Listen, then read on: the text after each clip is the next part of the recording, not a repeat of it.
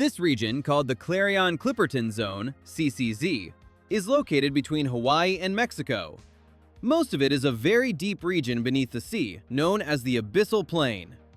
These plains are common, covering 50% of the Earth's surface, so they aren't new. But there's a key point that makes this area completely unique. It is filled with mineral deposits that are unbelievably valuable. The Clarion-Clipperton region covers a vast expanse, about 1.7 million square miles. That's nearly the size of half of Canada. In short, it's an incredibly large part of the ocean floor, with an average depth of around 16,400 feet. You should know that this area is one of the most remote and untouched places on Earth. It gets its name from two fracture zones surrounding it, the Clarion and Clipperton, which mark the region's boundaries. This area truly deserves a more captivating name because hundreds of billions of dollars are lying right there on the ocean floor. But the strange part is, despite all this underwater wealth, no one has started mining it yet. Why? Let me tell you the story from the beginning. But first, please do that valuable thing below the video. Thank you for your energetic support. It all started with a shark, an ordinary shark that lost a tooth.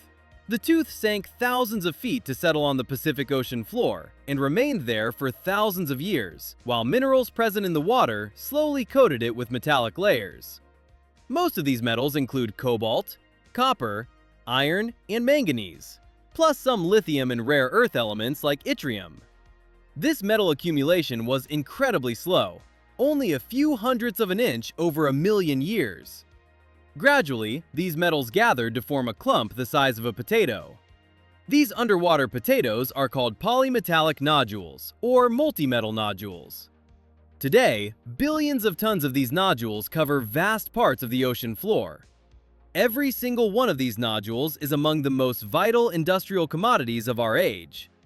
A serious competition has begun to acquire these underwater treasures, as they could generate hundreds of billions of dollars in profit. It's even possible that the value of polymetallic nodules could soon exceed that of oil. The Clarion-Clipperton Zone is not only rich in polymetallic nodules, but also has underwater mountains filled with cobalt. We still don't have precise data on the exact volume of these nodules, but we know they are typically found at depths between 13,000 and 20,000 feet. On average, you can find up to 33 pounds of these nodules every 32 square feet of ocean floor. If you find it strange that a bunch of rocks on the seabed are so important, you should know this. The combined cobalt and nickel reserves in these nodules are greater than all terrestrial mine reserves put together. These metals are crucial in our modern life. They are used in the manufacturing of electronics such as batteries, touchscreens, and similar devices. No modern smartphone works without these metals. They are also essential components of electric cars, wind turbines, and various electrical equipment. In short, they are used almost everywhere. Previously, these metals were only extracted from the Earth, but demand for these products is constantly increasing, and terrestrial reserves are being depleted. That's why these underwater metals are truly vital for the future of humanity. Many countries are encouraging people to switch from gasoline cars to electric ones to combat climate change. You must have realized that electric vehicles and green technologies are becoming more popular. This means we need more metals for batteries, and we need these metals today and certainly within the next decade. This area was first discovered in 1954. But its modern story began in 2012 when a Canadian mining company arrived and decided to explore the deep ocean. At that time, only one research vessel had been to the area, but now the situation is very different. Currently, 16 research ships from various countries are operating here, and intense competition is underway. However, none of these ships are actually engaged in mineral extraction yet. Rather, they are surveying the ocean floor, collecting samples, and gathering data so that when the mining license is finally granted, they can use that information to their advantage. Meanwhile, everyone is waiting for a license from the International Seabed Authority, ISA. This body was founded by the United Nations in 1982 and currently has 167 members. All countries around the world have signed this agreement and are obliged to abide by its rules. You might ask what this body does. In fact, it operates due to the UN Convention on the Law of the Sea, UNCLOS. This law states that every country owns 12.4 miles of its coast as sovereign territory.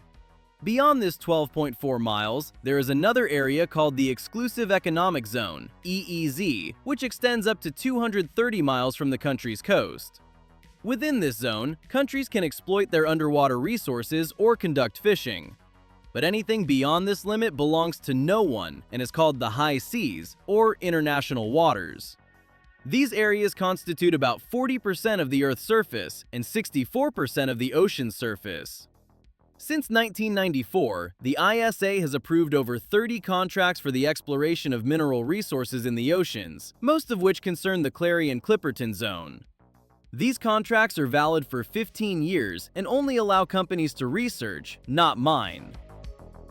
However, deep-sea mining is not meant to replace land-based mining. Rather, it is intended to complement it.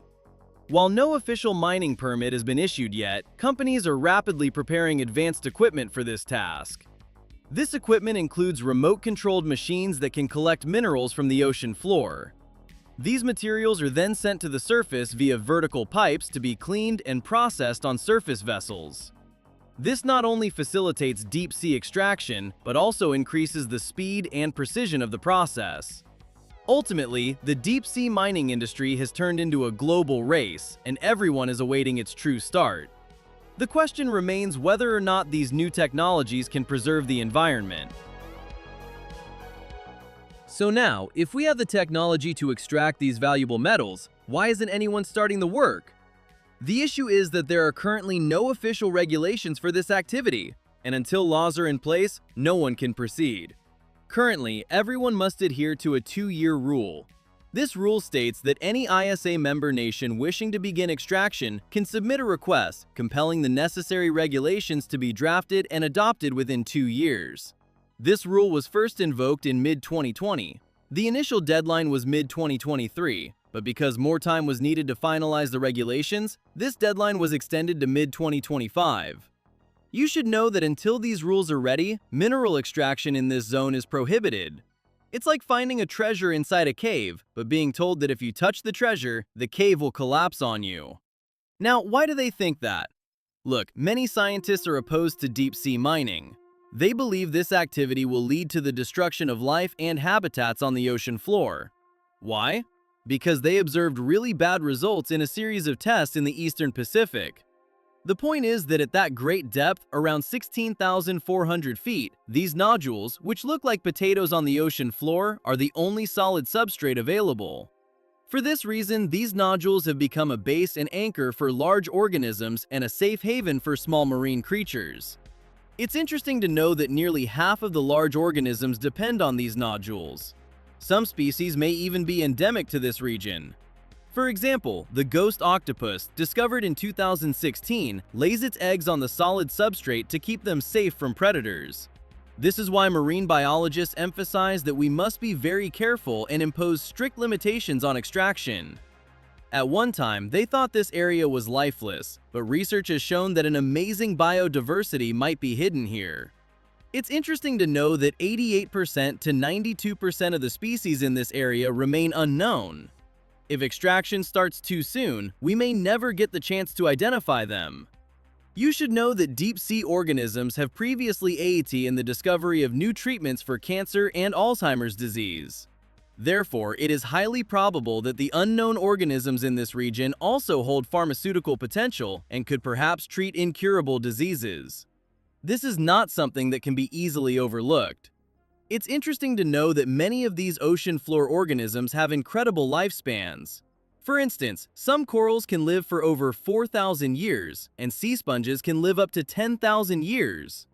Do we really, as humans, want to destroy organisms that have lived in the deep sea for thousands of years, just because of our immediate need for metals to build phones and solar panels? And then claim that by doing this, we are saving the planet? This is a question that demands serious consideration. In 2020, scientists formed a group named Metallica and, after searching, found a tiny crustacean in the Clarion-Clipperton region. This small creature, about 0.24 inches long, lives at a depth of 16,400 feet. Because it is in total darkness, it has no eyes and no color in its body. This tiny organism has made its home in manganese nodules that are millions of years old. And its name? Macrostylus metallicola. Yes, you heard that right. The biologist who chose this name intended to pay tribute to the band Metallica and draw attention to environmental protection. One study showed that over 5,000 animal species that were previously undescribed were found in the depths of this region. Scientists compiled the first comprehensive list of animals in the area by examining data from over 100,000 observations. The result was a list containing 5,580 species, of which only 438 have formal names. The rest are still a great mystery to scientists. So clearly there is much work left to be done to identify them all. Now that we know what a biological treasure trove lies in the ocean depths and the dangers threatening it, what do you think the priority should be? Extracting metals for technological development or protecting this unknown biodiversity?